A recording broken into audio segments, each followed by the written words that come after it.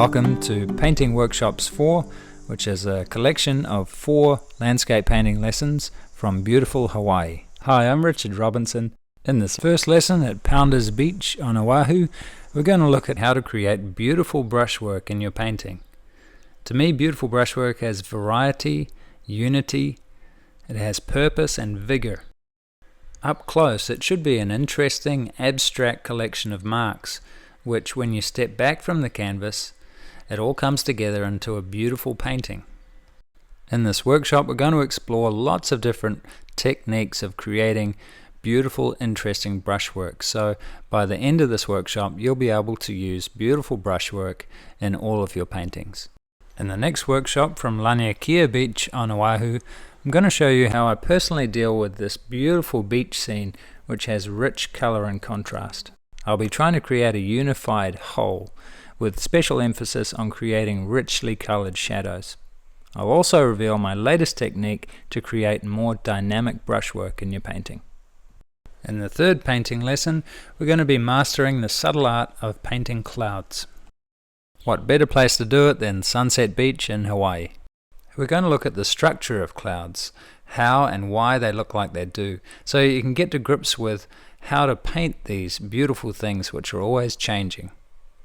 I'll take you step by step through 4 different cloud demos so that you can paint clouds in a lot of different weather and lighting conditions.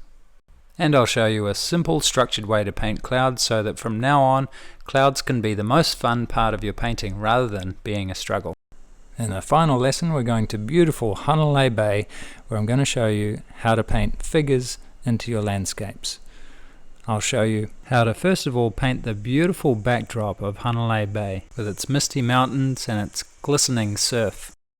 So when we're finished that, we'll move on to the little figures and try and figure out how to place these little figures in your painting so that they sit right, they look good, they give the painting a sense of scale and also a story or a narrative. I'll get you to do quite a number of little practice figures which I'll give you hints and tips for, and then we'll get on to putting the little figures into the main painting. If these little figures have always been a stumbling block for you, then this lesson is going to make you a lot more confident about putting them into your paintings. Learn by comparing your work with other students' work and by reading my personal critiques. This is a great way to improve your painting quickly.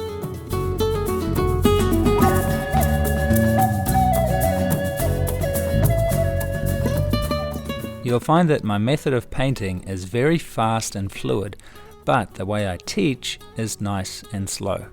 So you'll find it a joy to paint quickly and confidently, following this lesson step by step, just like thousands of my students are all over the world. So happy painting, let's get started.